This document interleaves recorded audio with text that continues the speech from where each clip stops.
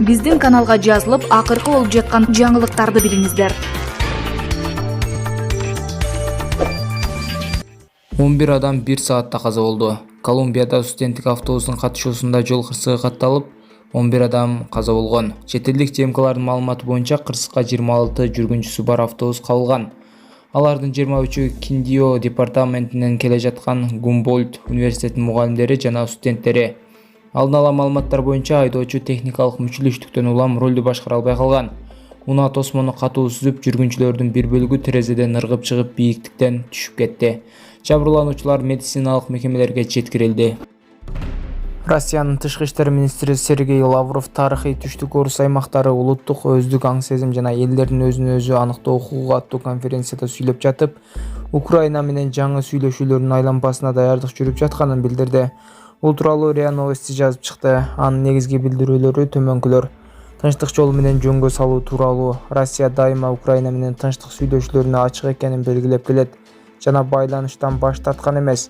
Украина маселеси боюнча меморандум даярдоо иши Россия тараптан азыр бир топ өнүккөн деңгээлге жетти. Бул меморандум жаңжалдын негизги себептерин эске алуу менен жана принципиалдуу негиздерге таянып түзүлүп жатат. Азыркы учурда эң башкы максат Россия үчүн коопсуздукка коркунуч жаратпаган, узак мөөнөттүү тынчтыкты камсыздай турган келишимди иштеп чыгуу.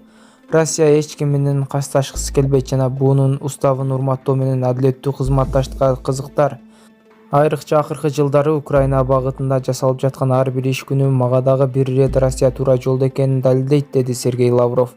Экинчи сүйлөшүү раунду тууралуу Украина тарабы экинчи сүйлөшүү болору тууралуу макулдугун берди. Бул оң көрүнүш, бирок сүйлөшүүнүн так датасы жана кайсы жерде өтөрү азырынча анык элек. Анын Ватиканда өтүшү реалдуу эмес экенин Лавров белгиледи. Ватиканда сүйлөшүүлөр өтүшү жай катары элестетип көрүңүздөрчү. Эки православ өлкө католик чөйрөсүндө жаңжалдын себептерин талкуулайт. Бул менин оюмча анчалык жарашыктуу эмес. Ватикандын өзүнө да мындай шартта делегацияларды кабыл алуу ыңгайсыз болуп калат, деп кошумчалады Лавров. Ош шаардык соту алдамчылык беренеси боюнча айыпталып жаткан Ош казысы Мирланбек Токтомушевди 18 июнга чейин үй камагына алуу чечимин чыгарды. Бул тууралуу Ош облустук сотунун басма сөз кызматы билдирди. Маалым болгондой, сот ден соолугунун абалын, туруктуу жашаган жери жана 2 жашы жетелек баласы бар экенин эске алып, тергөөчүнүн айыпталуучуну камакта калтыруу өтүнүчүн канааттандырган жок. Ден соолугуна байланыштуу аны камакта кармоого мүмкүн эместиги тууралуу маалымат берилген. Белгиленгендей, ТМга карата кылмыш жаза кодексинин 209 беренесинин 2 жана 4 бөлүмдөрү менен кызмат абалынан пайдалануу ири өлчөмдө алдамчылык кылмышы козголду. Айта кетсек, 22 майда Ош шаарынын казысы Мирланбек Токтомушевди УКМК кармап кеткендиги маалымдалган. Кыргыз Республикасынын президенти Садыр Жапаров 23 майда Ысык Көл облусуна болгон жумуш сапарынын алкагында аны өнүктүрүүнүн пландары менен таанышкан. Мамлекет башчыга аймактын өнүгүүсүнүн социалдык-экономикалык көрсөткүчтөрү, жергиликтүү калктын жашоо сапатын жакшыртууга жана экономикалык өсүштү өбөлгөлөөгө багытталган долбоорлордун ишке ашырылышы тууралуу маалымат берилди. Садыр Жапаровго Ысык Көл облусунун 1 миллиард 668 миллион сомду түзгөн бюджети тууралуу айтып беришти. Ички жана тышкы инвестициянын көлөмү 10 миллиард сомдон ашкан. Облуста 311 чакырым жолдун курулушу уланууда. Анын ичинде Түп, Кеген, Балыкчы, Барскоон, Корумду, Балбай ири долбоорлору бар. Жакын арада Барскоон, Каракол унаа жолунун курулушу башталат. Мындан тышкары президентке 134 объектинин курулушу, анын 69-у ишке берилгени тууралуу маалымдалды. Анын ичинде 11 мектеп, 10 бала бакча, спорт комплекси, 29 кичи футбол аянтчасы, 2 оорукана жана 13 фельдшердик акушердик пункт бар. Облусту өнүктүрүү планына ылайык 2025 жылы 4 чакан ГЭС жана кубаттуулугу 300 мегаватт күн электр станциясы курулат. Келечекте дагы 34 кичи ГЭС, 5 күн жана 1 шамал электр станциясын курууну пландап жатышат. Ошол эле учурда Ысык Көл облусунун 22 айлы ичүүчү таза суу менен камсыз болот. Туризм тармагында көл жээктеринин абалын жакшыртуу жана эс алуучуларга шарт түзүү боюнча пландуу иштер жүргүзүлүүдө. Чолпон Ата шаарында жээк аймагынын курулушу аяктоо алдында турат жана аны быйылкы сезондо бүткөрүү пландалууда. Кыргыз тилин билбесем. Кыргыз тилин билбегениме мен күнөөлүүмүнбү деп догурунуп жаткан эл өкүлүнүн суроосуна мен жооп издеп жатам, достор. Негизи кызыктай эле абал болуп жатат. Кыргызстанда төрөлүп, өсүп, ушул жерде суусун ичип, абасын жутуп, анан кийин эне тилиңди билбегениңе ким күнөөлүү? Элестетиле, мынакей кече жогорку кеңеште кыргыз тил мыйзамы каралды, достор. Ал жерде деген бир катар депутаттар бул мыйзамды кабыл алсак бунт болот, кереги жок деп бул мыйзамга каршы болгондор да болду. Элестетиле, айрымдары баягы башка улуттагы адамдар кантип депутат болот, кызматка кантип келип калат деп дагы сарсанаа болуп жатышты. Кечирип койгула. Бирок Ассаламу алейкум, кыргыз элим. Аты жөнүм Алимов Дастанбек, 1999 жыл төрөлгөнмүн. Тükөстен ломкост оорусу менен төрөлгөнмүн. Анан азыркы учурда сколиоз менде 4-степенге келип калды. Дем алышым кыйындап, ички органдарым кысып, санчкылап, грудной клетка уже көрүп атасыңар, ушул жерге чейин көтөрүлүп кетти. Арткы жагым видеодо көрсөтөбүз. Азыр ошого ичине мага акча керек болуп атат. Чет өлкөгө барганга Индия, Турцияларда 45 миң, 50 миң деп атат сумманы. Азыр Египетте мен көрүп атам, Германия, Египет жакшы болуп атат экен. Ошол жактарда мен клиникаларды онлайн издедим.